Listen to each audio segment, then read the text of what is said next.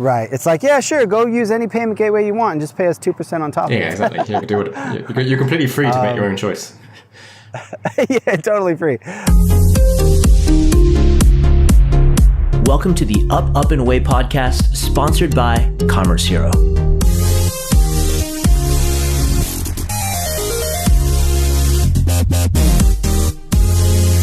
So the next thing we want to jump into is talking about, there's a lot of people, Magento 1 merchants, thinking about what are they going to do replatform wise. Actually, one of the reasons I'm thinking about this is because, have you heard of E-commerce Fuel? It's like this online community. They have a podcast for merchants. I think I've come across it, but not spent any time with it. Yeah, it's a cool community. It's like high 6-figure, low 7-figure merchants. I actually tried to join it a couple years ago with MageMill, and I couldn't because they didn't allow vendors to join. Right. And anyway, they hit me up recently, and they wanted to interview me for like the state of Magento or whatever. And I'm assuming the biggest question, so I'm kind of like just selfishly wanting to get prepared for that, basically. And I'm assuming like one of the big questions they're going to have is the merchants in their community, I'm sure. And they push Shopify really hard. Their only sponsor is Shopify, and they like it a lot. So I feel like I'm going to need to come in and like represent as hard as possible. But I'm sure that a lot of the merchants in their community is the same ones that we're all talking to, which is, hey, I'm a Magento 1 merchant, and do I migrate to Magento 2? When do I do that? Do I go to Shopify? Do I go to another platform? On a high level, the answer is very simple, and you've all heard it. Well, if you have complex requirements, go to Magento, stay with Magento, and figure out how to time it. If not, you can go to another platform. Yeah. But to me, what's I'm curious about is getting in a little bit more granular with people that are actually talking day to day to merchants and talking about the details of like, what are those features that are a deal breaker for the merchant to migrate, or what are the types of businesses, the size of business that it makes sense. So you had some great examples. Obviously, we won't give out specific names or anything like that, but you had some great examples. And so that'd be cool to just kind of talk through that, like what your experience has been, as you've been talking to merchants and helping them kind of navigate that decision. Yeah, I mean, as you say, it's really hard because there isn't a one-size-fits-all solution, and even in terms of the size of a merchant, that's not always going to give you a good indication of what they should do in terms of platform, because it really depends on how important their online offering is, what they need it to do, what the budget is that they've got to assign to it. But when they're coming from Magento, how long have they been on Magento 1? Are they the sort of people that have had really good agency working on it, and they've had the yearly maintenance, or has it been like a bad car? Has it just been kind of left to rust? And so that kind of give you that sort of information is useful when it comes to should they be on Magento anyway, because Magento does have upkeep costs and maintenance costs, just because that's the trade-off you get when you've got that flexibility and complete control of the platform. So that I think is right. One of the discussions I'm having with merchants is, out of the requirements that they do have, what are actually requirements for the business, and which are kind of nice to haves, and which actually kind of add value to their customers. And if you didn't have those, could your business still be successful? Could it still grow, or is it are they actually limiting factors? Because that is one of the common reasons why people stick with Magento, is because they don't want to give up that flexibility. And that could be the right, and that's really hard to answer. That could be the right move, or it could be a subpar move, because you could find it be an advantage. Have an advantage as a business, kind of by simplifying your online offering, not having the flexibility that Magento provides, and just kind of focus on doing one thing well, and spend kind of the spare budget and spare kind of time that you've got on other areas of your business, right. Like marketing, that would bring more money to and grow more. So yeah, it's really really hard to say in just by with a formula of what's the right way to go in terms of like some of the functionality. As soon as you get into Shopify, if you are comparing Shopify versus Magento, if you as a store if regions are important to you, whether that be in kind of languages and kind of focusing on a US region, a UK region, or particularly currencies and accepting orders in each currency, that immediately gets more difficult with Shopify, at least in its current form. You know, do they just do separate? Do they just tell you to do a separate store? Yeah, for the they basically tell you to or, clone the website. By default, they only, in terms of currency options, that they have they use the jQuery plugin to do automatic conversion. So it's pretty basic at that point. And so that could be the decision right there for some brands, that they don't want to go through the process unless they've got like an ERP system that can manage those two like clone Shopify stores, and obviously then that immediately increases your license fee as well. I think there is a discount, but you do increase your license fee as soon as you do that cloning of stores as well. But that's certainly one of the areas to look straight into, is like, okay, what how big a business is this? Are we in multiple regions? Do we need to be? And how happy are we with the maintenance of or maintaining multiple Shopify stores? So that's certainly one of the key areas. Right. Multistore seems like one of the big ones. So that's usually the main one that I hear. I have a buddy that told me about a recent merchant that moved to Shopify with like 30 stores, and they like waived like hundreds of thousands of dollars of license fees and things like that. And so that's it. I mean, if they crack the multi-store thing, that's going to make things interesting. Yeah. That seems to be, but I mean, that may be entirely impossible for them, because I think they're going in that direction, though, because the Unite, the Shopify Unite conference they have, that was very quite early in the year, around the same time as Magento, sort of the springtime. They announced that they were supporting, or going to be supporting, multiple inventory sources, so you could have different warehouses essentially for your store, and that's something that Magento hasn't done. And Magento's been out for many years, and now it's a movement within the Magento ecosystem to do it. And so it's kind of like somewhat unnerving that Shopify are very much catching up in that direction, but I haven't seen much about it since. So I don't know if it's like something that's only available to some Plus stores, or whether or not they've been slow rolling out slowly or something. But they're certainly going in that direction. I think Shopify's mantra is they'll only release stuff, they'll only launch stuff if they can do it really well, and nothing short of that, which is it's a good one to have. But they're releasing a lot of stuff too, so yeah, they're doing well. Yeah. And so, what are just some specific, types of companies, just to drill in a little bit level deeper? Like, there's a fashion company that, multi-currency is important to, and and these are the specific considerations and things like that. You had some really good ones in the notes we looked at initially. I'd love to drill in a couple of those examples. Sure. I mean, if for example, one of the things that Shopify has is much limited on in terms of features, and you have to go to the App Store much more quickly than you would do with Magento. Obviously, both their app stores have their own strengths. But for example, if you as a merchant, wish lists and favoriting is a really important feature. Wish lists themselves aren't built into Shopify. That's an add-on straight away, and it might be a really simple add-on, but you're immediately kind of going outside of the core system at that point, which that's one of the things coming from the Magento ecosystem that's bizarre, but it's something as straightforward as that. They've just kind of descoped for rightly or wrongly, and so you're really going to the app market for that, and that's been some of the things one of the things that's been surprising for me.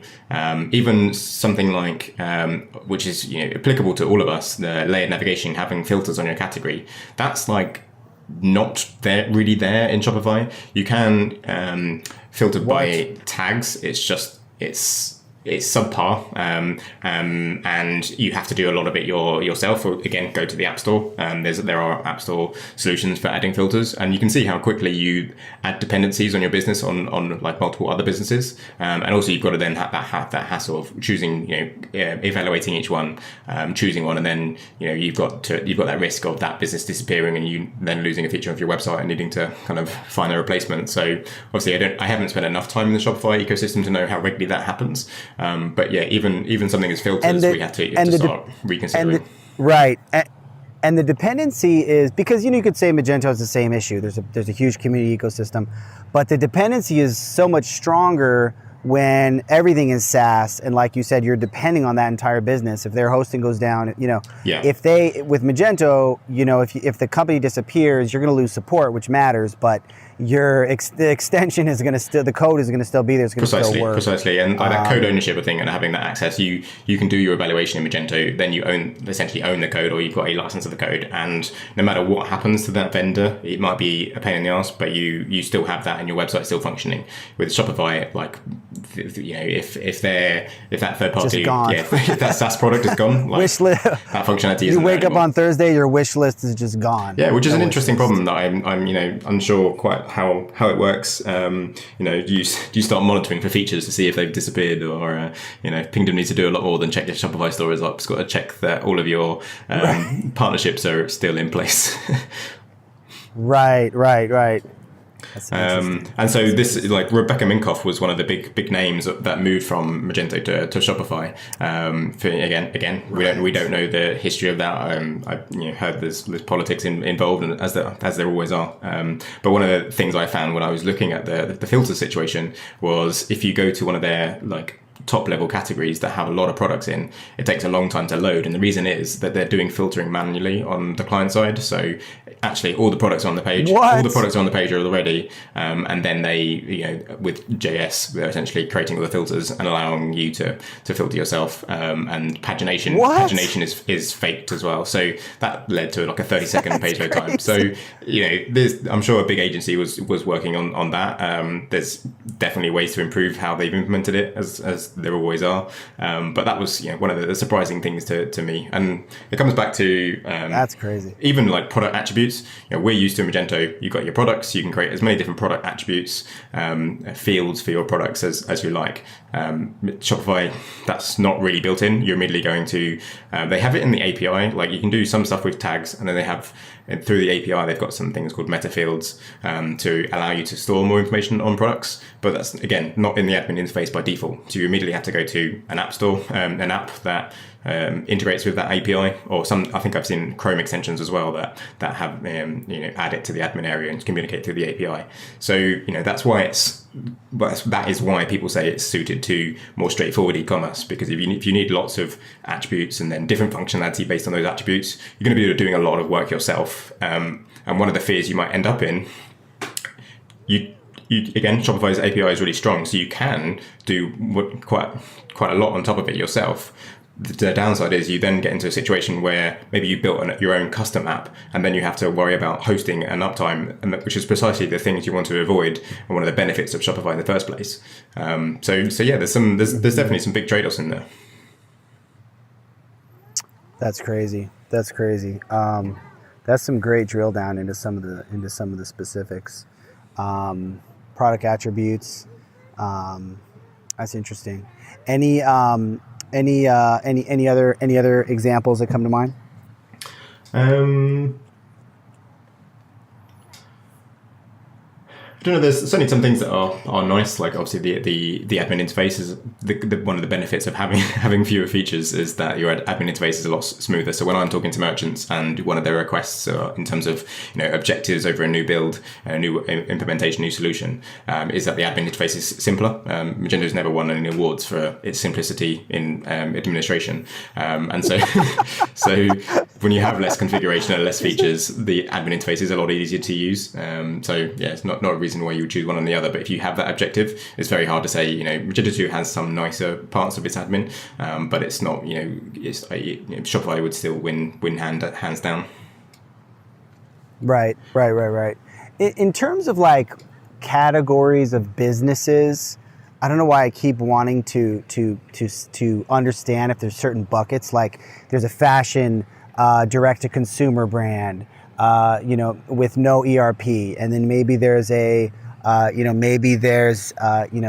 some other consumer goods product, direct-to-consumer, or maybe they're, obviously B2B. I was talking to somebody the other day that they're a consumer brand, but they want to dip into B2B, so that was kind of a deal breaker for Shopify. But do you see, like, because sometimes people want to simplify it and look at revenue bands, and I think that's probably not the right way to look at it. It's more about the features you need, the level of complexity. That makes sense to go one direction or another. Yeah, depending. I think there are certain like facets of certain verticals that it can start making sense or not making sense. So as you say, you picked fashion as an example. I think in general, fashion, it does make sense. Fashion products, for the most part, are quite simple. You're picking your sizes, your colors. Shopify would handle that fine. Even if you've got ERP integration, there are certain plugins or apps out there that will connect you to Linworks or connect you to Microsoft Dynamics, and so that's not out of the question. And that's certainly something that I've been discussing with clients.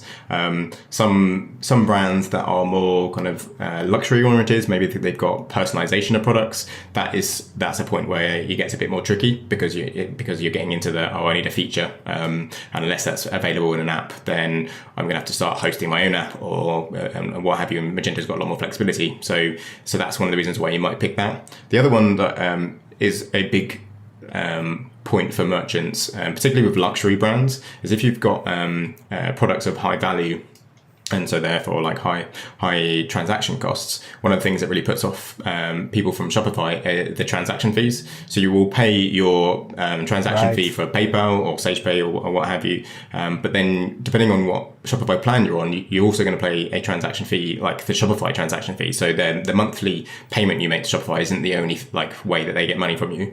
So I think on the most basic plan is like 2% on top of what your transaction fee would have been. On the advanced plan. I thought they rolled everything into their own payment method. So they do have their own payment method, but you can still use third-party ones, which is where they add more of the transaction fee. So you could go straight, and I think I forget which way around it is.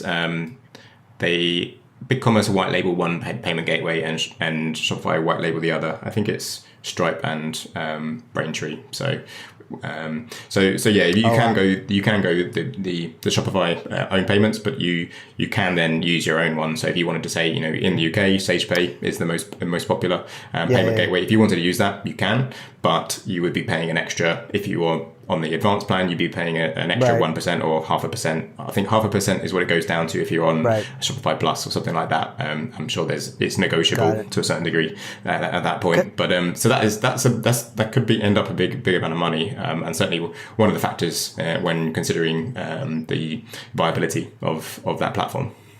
Totally. Because I'd imagine that if you go through their payment method, I'd imagine it's fairly, I want to say, I feel like I saw it's like a 3%. I could be completely making that up for the payment method and just all in. I'd imagine if you use their native payment method, it probably works out well. Yeah. But then I'm curious, like if you're in the UK, maybe there's limitations. Maybe you have to use SagePay because they're not as well supported in other markets. I don't know. Yeah, if you're a merchant that has high volume, then you're quite, both for payment gateways as well as like your courier, you probably got you can negotiate and get a good deal, and it's unlikely you're going to be able to translate that deal. And that's one of the reasons why some merchants get stuck with one payment gateway for a long time, is because they've got to a point where they've negotiated a great rate and nothing else really compares, and so that on the face of it, SagePay might be a similar price to Shopify payments if you went straight with them, but you're probably more likely to be able to negotiate with or have a negotiated rate with SagePay than you are with Shopify. So yeah, it's at least something to consider. Right, just the nature of kind of having more distributed, like when you're SaaS, you're just kind of relying. They're a little bit more monolithic with things, so you're not going to be able to negotiate directly with them. It's essentially like it's like capitalism and competition. So if you've got multiple different payment gateways, there's going to be competition for your business. If you go through Shopify, they get to decide, particularly if they can say any external payment gateway has an immediate fee on top of that, which makes it very difficult for anyone else to compete. Right. It's like, yeah, sure, go use any payment gateway you want and just pay us 2% on top of it. Yeah, exactly. You can do it. You're completely free to make your own choice. Yeah, totally free. Awesome, man. Well, this has been super informative for me. If there's any other examples you want to get off before we close, feel free to jump in. Otherwise, hey, if anybody's listening and is interested in that decision process of whether to replatform, how to do it, hit up Tom, hit up Space 48. As you can see, Tom knows what he's talking about. He's dug into some of the specifics here, which is cool.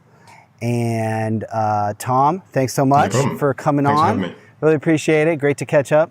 Awesome, man. Talk to you soon. Cheers.